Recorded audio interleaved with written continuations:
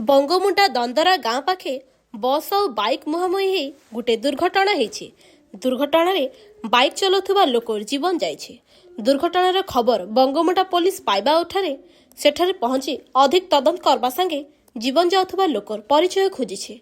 भेल जीवन थिबा बोली पुलिस कंटाबांजी डाक्तरखाना के पठेदेला। कंटाबांजी पहुंचला परे डाक्तर मृत बोली घोषणा कले। मृतक होथुबा लोकर मोबाइल रे राधेश्याम पोड़ बोली ना लेखा है। खड़ियाल ब्लॉक लांजीमहल पड़ार जना पड़ी। कंटाबांजी पुलिस भेल दुर्घटनार खबर पाइला परे डाक्तरखाना पहुंची अधिक तदंत करुछे।